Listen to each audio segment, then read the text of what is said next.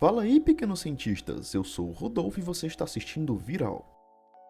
Hoje nós viemos combater a desinformação sobre o que é um vírus e como eles surgiram. Vamos imaginar uma situação. Você acorda de manhã se sentindo muito fraquinho, com dores no corpo, febre e nariz escorrendo. A causa disso são micro-organismos muito pequenos chamados de vírus. Eles são tão pequenos que nós precisamos de um aparelho especial chamado microscópio para poder vê-los. Você já deve saber que o nosso corpo é todo feito de pequenas unidades chamadas de células. Elas basicamente compõem tudo que existe na gente, desde a nossa unha até todos os nossos órgãos, como o coração, por exemplo. Elas são o principal constituinte da vida. Ou seja, sem as células, nós não estaríamos vivos. Dentro das células, exatamente no centro, temos um espaço chamado de núcleo, e dentro do núcleo temos estruturas especiais chamadas de DNA, que armazena as informações genéticas vindas dos nossos pais, e o RNA, que ajuda na produção de proteínas que também são essenciais para o funcionamento do nosso corpo. Só que assim, os vírus eles são diferentes, eles não são constituídos de células, então eles não são considerados seres vivos como a gente. Eles possuem apenas uma cápsula, que é como se fosse uma capa, que é composta de proteínas, e dentro existe apenas uma fita de DNA ou de RNA. Então você deve estar se perguntando, se eles não são vivos, como eles conseguem se mover, como eles conseguem se multiplicar, e como eles conseguiram me deixar tão doente? Por acaso eles têm superpoderes usados para o mal? Bom, basicamente eles não têm superpoderes, porém eles usam a capacidade de penetrar nas nossas células para o mal, sim. Vou explicar melhor. Os vírus estão em todos os lugares, no meio ambiente, no ar e provavelmente também estão em alguns objetos na sua casa, ou até dentro de algumas pessoas, só que bem quietinhas. Quando alguém tosse ou espirra, eles saem para fora e se depositam ou nas mãos das pessoas ou na superfície dos objetos. Eles permanecem lá por algum tempo. E se não conseguirem entrar em nosso corpo, eles morrem. Porém, quando entramos em contato com os vírus através do ato de tocar a superfície onde eles estão e levar até a nossa boca, olhos ou nariz, eles entram no nosso corpo e usam a sua capa proteica de super vilão para se encaixar nas nossas células e conseguem entrar dentro delas. Ao chegar ao núcleo, eles usam todo o nosso maquinário celular para se reproduzir. E assim, são feitos mais e mais vírus que saem das nossas células para infectar as células vizinhas, muitas vezes até matando elas. Por isso que eles são chamados de parasitas intracelulares obrigatórios, porque eles precisam das nossas células para sobreviver e se multiplicar. Você deve estar se perguntando por que algumas pessoas ficam doentes, mas outras não.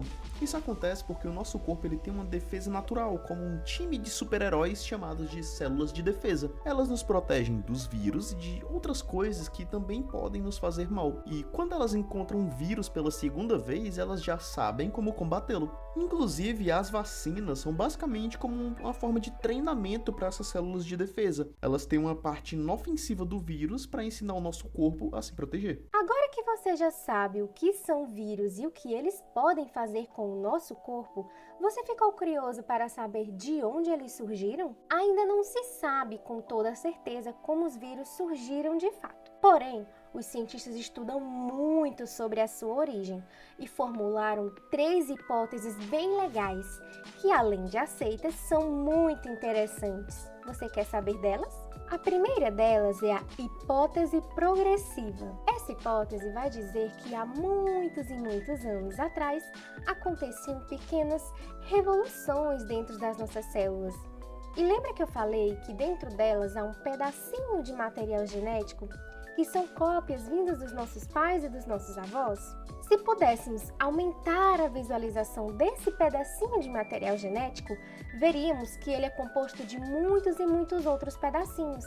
E nessa revolução que aconteceu há muito tempo atrás, eventualmente, um desses pedacinhos ganhou a capacidade de se mover e sair da célula sozinho, acredita? Para poder entrar em outra, tornando-se assim um agente infeccioso e evoluindo com o tempo. A segunda hipótese é a hipótese regressiva, que vai dizer que os vírus, assim como as bactérias, evoluíram de seres de muitos e muitos séculos atrás, que eram bem complexos, ou seja, apesar de bem pequenininhos, conseguiam se mover, comer, se multiplicar e viver uma vida totalmente livre. Porém, eles foram perdendo essas informações genéticas ao longo do tempo, pois em algum momento eles resolveram parasitar alguma célula, se replicar e aí começaram a perceber que era uma maneira mais fácil e rápida de se multiplicar e perpetuar a sua espécie. Foi então que eles foram perdendo com o tempo a capacidade de sobreviver sozinhos, se tornando cada vez mais dependentes daquele hospedeiro.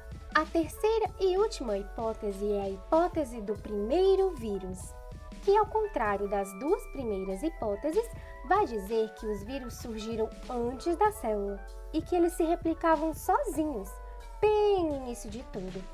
A partir daí, eles foram evoluindo e se tornando mais completos e bem organizados. Nessa hipótese, os cientistas consideram que esses primeiros vírus tinham apenas moléculas de RNA que se replicavam. Com o surgimento das primeiras células, essas moléculas de RNA podem ter desenvolvido a capacidade de infectar as células. Hoje em dia, ainda existem esses tipos de vírus que têm apenas o RNA presente em sua cápsula. Os cientistas consideram que esses que existem hoje podem ser descendentes desses primeiros vírus que surgiram há bilhões de anos atrás. Os vírus foram descobertos basicamente por dois cientistas muito espertos. Um se chamava Dmitry Ivanovsky e o outro se chamava Martinus Benjerich. No final do século XIX, eles estavam estudando uma doença que afetava plantas, que era conhecida como mosaico, e eles perceberam que havia algo menor do que bactérias causando isso. Esse algo eram os vírus. Para descobrir isso, eles usaram um método chamado de filtro de Chamberlain-Pasteur. Eles esmagaram as folhas infectadas da planta e passaram um extrato por esse filtro, que tem buraquinhos menores do que as bactérias. Ao remover as bactérias, Ivanovsky descobriu que a infecção ainda continuava afetando as plantas. Foi assim que eles deduziram a existência dos vírus, que eram menores e estavam parasitando as células das bactérias.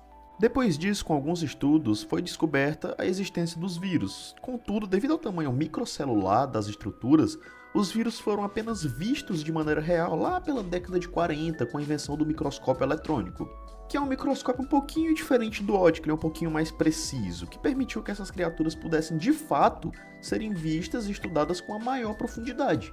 Pô, tu tem que assumir, é muito legal aprender sobre os vírus, né? Como seres tão pequenos e sem vida são capazes de deixar a gente tão doente, e como é legal saber que o nosso organismo sabe se defender contra esses vilões microscópicos. Você quer aprender mais sobre os tipos de doenças que esses danadinhos causam? Então continue nos acompanhando. Vamos fazer assim, enquanto você aguarda o nosso próximo episódio, que tal você digitar no Google quais são as doenças causadas pelos vírus e colocar aqui no chat o que você descobriu? Deixa também o seu like e compartilhe o vídeo com seus colegas. Um abraço e até a próxima.